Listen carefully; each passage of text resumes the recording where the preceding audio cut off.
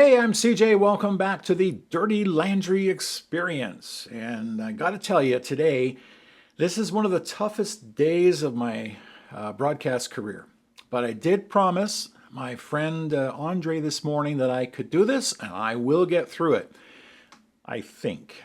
I have to say these words, right? Are you ready? I'm not. But let's see if I can do this. The Philadelphia Eagles are in the Super Bowl on Sunday.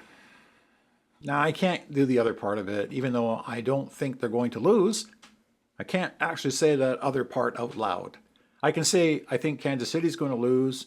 I don't think Kansas City's going to win. I can say all that, but I can't say the Philadelphia Eagles are going to, I can't say that. I'm a Cowboy fan. It's not in me. I can't say it. I wish you luck. And Andre, love you like a brother, but I'm sorry, I just can't say it. But next best thing, I'll tell you how Philadelphia beats Kansas City on Sunday. And it's the simplest thing. They hand the ball to SAQUON Barkley 30 times. If he has 30 touches in that game, Philadelphia wins, probably going away. If he has the opportunity to get 30 times, that means that Philadelphia is dominating the game in my world. So that, 25 touches, yeah, probably. 20 touches, then you start to get into that zone where, oh yeah, Patrick Mahomes is going to have the ball too many times. So here's the second way that you beat Kansas City. Do not give the ball to Patrick Mahomes in the last minute of the fourth quarter if it's a one-score game. And I have the stats here to prove it. And unfortunately, I had to write them down because I don't know them off by heart. Since 2001, there have been 125 NFL games where the team that was losing by one score or less got possession of the ball within the last minute. The game-winning drive thing, right, in the playoffs, okay? 1 minute or less, 7 points or less, 40% of the time, that team has scored or gone on to win the game. So Tom Brady did it 5 of 11. That's pretty good. Drew Brees did it 3 of 6 opportunities. There's only one quarterback who is unbeaten in those circumstances. Hello, Buffalo. And that's Patrick Mahomes. The guy you traded your pick to Kansas City for, so that they could draft him instead of you. But you do have a good one in Josh Allen, just saying. However, Patrick Mahomes is a perfect 7-0 in those situations. Yeah, 7-0. Like, give me a break. He does not lose. If you give him the ball in the last minute and you're up by less than 7 or less, chances are you lose the game. So let's just keep handing the ball to Barkley. Because that guy, I'll tell you something about Barkley.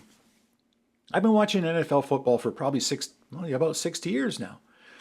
And there's 4 times in that 60 years where I've actually gone, whoa, that's something. And it's not Barry Sanders and these guys, because they had great careers. And this isn't about who's the best. This is about, oh my gosh, that moment in time. O.J. Simpson, 1973, ran for 2,003 yards. I know it's O.J.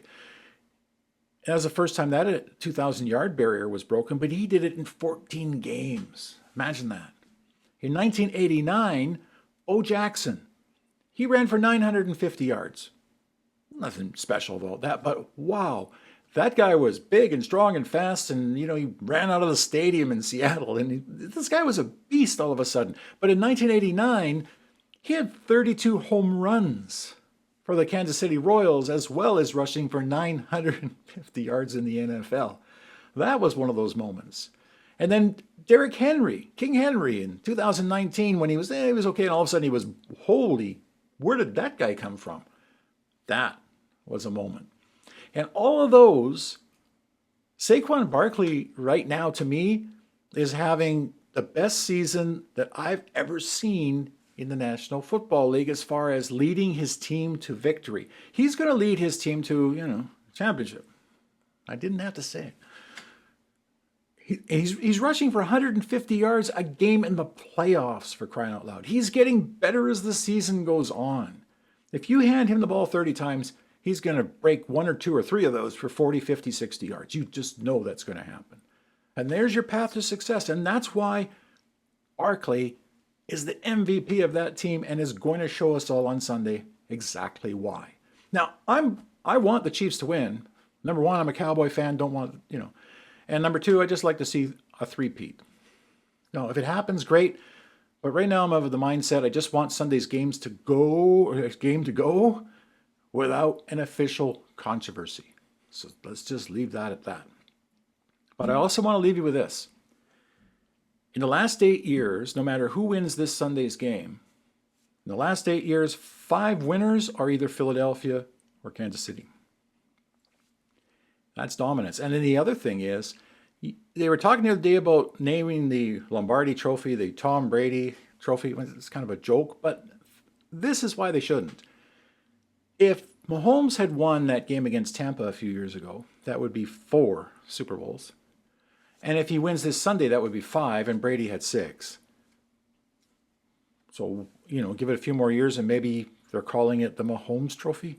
Yeah, let's see how well that goes. Or, and someone was joking this morning saying, yeah, they just have to paint it red and white or black and white for the officials.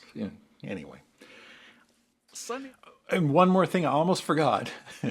Back to my friend Andre here. Yeah, we were trying to think of what Philadelphia fans called themselves. And, you've got Raider Nation, you've got Bills Mafia, and we were working on some names. And, he's a big Philadelphia fan.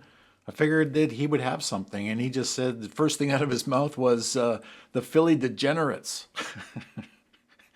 I came up with something better than that. I said, how about the Santa Posse? You're never going to live those snowballs down. Never, ever, ever. Then he said, well, Veterans Stadium used to have a jail, so we could call ourselves the Jailbreakers. But in all fun and all seriousness, I have the perfect name for the Philadelphia fan. And I'm going to call you Loyalty Plus, because there is loyalty around all different sports and all different leagues and all different teams.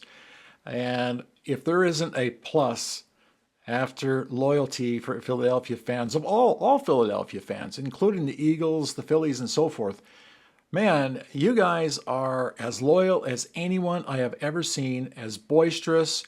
And I'm telling you, that would be fun to watch a game between you and the Raiders. Maybe that would be a great Super Bowl. But I just want to sit between. Well, I don't know if I want to sit between you. But you know what? Philadelphia fans deserve more than they've been getting over the last few years, more respect.